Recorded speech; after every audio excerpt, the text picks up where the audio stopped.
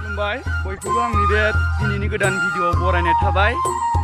दिनैहाय जामुगुरि गामि जौगाखां आबादारि समबाय आफादनि जा बोसोरनि आबाद मावनाय बे आबादथिलियाव दिनै माइ गायनाय नुथाय नुनो मोनदों।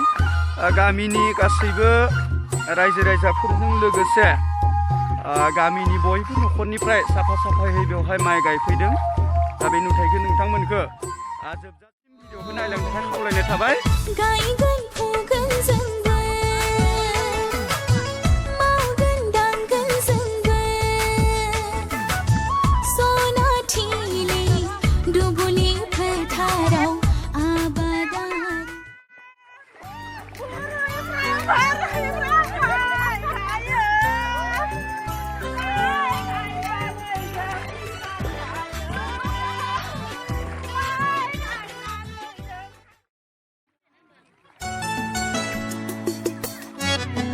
बे जाबाय जामुगुरि गामि आफादनि जा बोसोरारि रायजो आफादनि माइ गायनाय बे माइ गायनाय नुथायखौ नुनो मोनदों।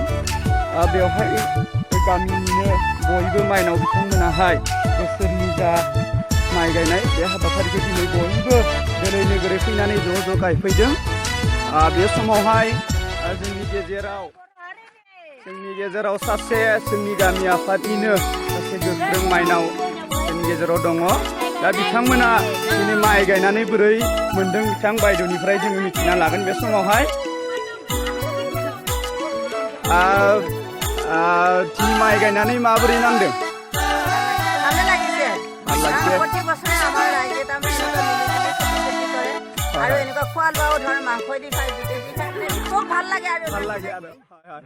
তাৰপিছত বৰ্তমান আপোনালোকে এতিয়া ধান ৰোৱাত কেইজনমান মানুহ আছে?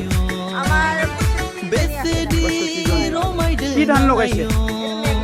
मेघनाथ बे समावहाय जोङो बिथां गामिनि माइ गायगिरि सासे फुंखा सुबुंनिफ्राय जोङो मिथिनो मोनबाय। देग्लाय बोसोराव बिथांमोना बयबो खौसे जानानै माइ गायनायाव माइ जोलैखौ मेघनाथ माइ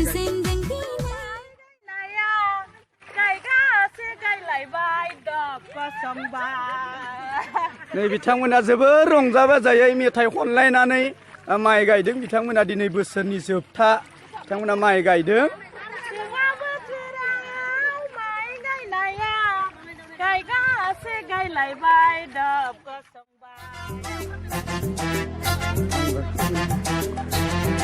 दा नोंथांमोनाथ' माइ गायदों। दा माइ गायखांनानै मा जानाय आयजन दं होमबा? नोंथांनिफ्राय मिथिनो लुबैबाय मा जानाय दं? बेदर जागोन, जुमाय लोंगोन, साहा लोंगोन, बुट जागोन। बिराद जाथारगोन माथो होमबा?